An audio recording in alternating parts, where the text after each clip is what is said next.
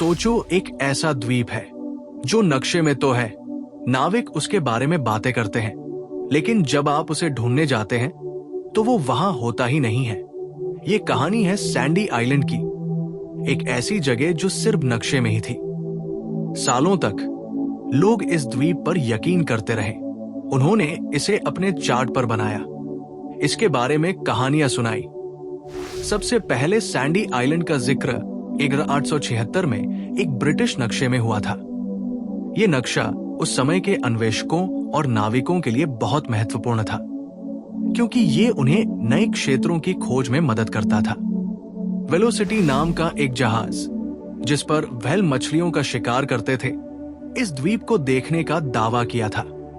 यह जहाज उन दिनों के सबसे साहसी और अनुभवी नाविकों में से एक था।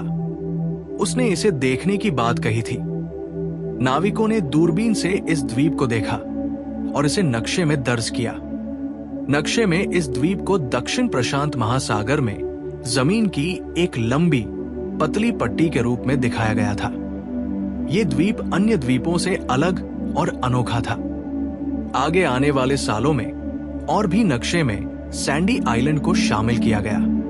कई नक्शानवीसों ने इसे अपने नक्शों में दर्ज किया, जिससे इसकी प्रामाणिकता और भी बढ़ गई। किसी ने भी इसके होने पर सवाल नहीं उठाया। सभी ने मान लिया कि यह द्वीप वास्तव में मौजूद है।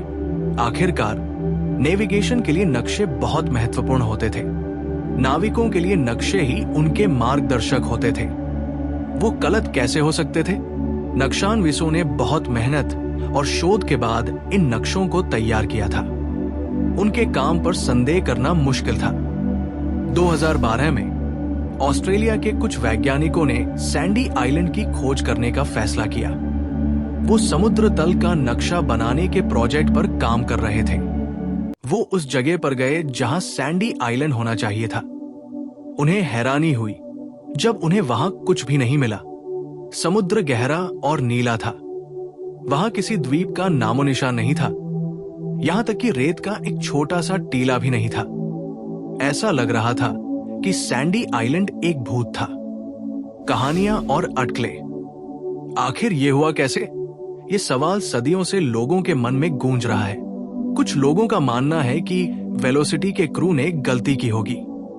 शायद उन्होंने नेविगेशन में कोई चूक की हो सकता है कि उन्होंने समुद्री घास का एक बड़ा सा समूह देखा हो, जो उन्हें किसी द्वीप जैसा लगा हो, या तैरते हुए झामवा की एक कतार देखी हो, जो दूर से किसी द्वीप का भ्रम पैदा कर रही हो। दूसरों को लगता है कि उन्होंने ये सब अपनी कल्पना में ही बना लिया होगा। शायद ये एक सामूहिक भ्रम था। कारण चाहे जो भी हो, सैंडी आइलैंड की कहानी हमें सोचने पर मजबूर करती है। सैंडी आइलैंड की कहानी हमें याद दिलाती है कि नक्शे भी गलत हो सकते हैं। पुराने नक्शों में कई बार गलतियां होती थी। ये कहानी है इंसानी गलती की, विश्वास की ताकत की, और उन गलतियों से सीखने की और नई जगह ढूंढने के रोमांच की। ये हमें याद दिलाती है कि अन्वेषण और खोज की भावना कभी नहीं मरती। सैंडी आइलैंड से मिली सीख, ये एक ऐसी कहानी है जो हमें सोचने पर मजबूर करती है। भले ही सैंडी आइलैंड चला गया हो, पर इसकी कहानी बाकी है। ये हमें याद दिलाती है कि हर चीज जो हम देखते हैं वो हमेशा वैसी नहीं होती जैसी दिखती है। ये हमें सिखाती है कि हम जो देखते हैं उस पर सवाल करें और उसकी सच्चाई को जानने की कोशिश करें, और हमेशा नई जगह तलाशते रहें। नई जगहों की खोज में हमें कई बार अनजाने रहस्यों का सामना करना पड़ता है। ये दुनिया रहस्यों से भरी है और हर कोने में कुछ नया छिपा हुआ है। समुद्र की गहराइयों में भी कई अनजाने जीव और स्थान होते हैं, और कई बार सबसे बड़ी खोज वो होती है जिनकी हमें उम्मीद ही नहीं होती। एक पुरानी गुफा या एक खजाने का नक्शा, ये सब हमें अचंभित कर सकते हैं। तो अगली बार जब आप कोई नक्शा देखें तो सोचें कि क्या ये सच में सब कुछ दिखा रहा है। तो सैंडी आइलैंड को याद करें। यह हमें सिखाता है कि नक्शे भी गलत हो सकते हैं और हमें अपनी खोज जारी रखनी चाहिए।